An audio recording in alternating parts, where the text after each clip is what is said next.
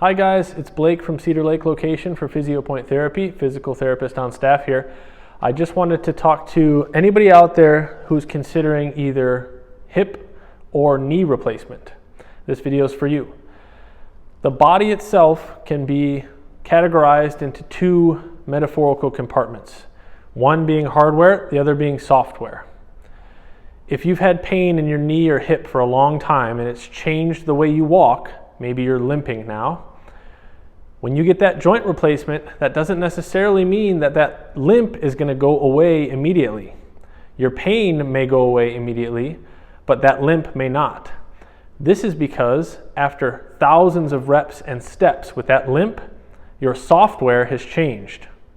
The software is your brain and spinal cord creating these motor control patterns.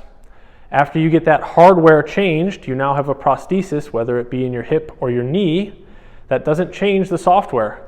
You need an upgrade. That's where physical therapy comes in. Stop in, we'll help you out with that after you get your knee replacement or hip replacement.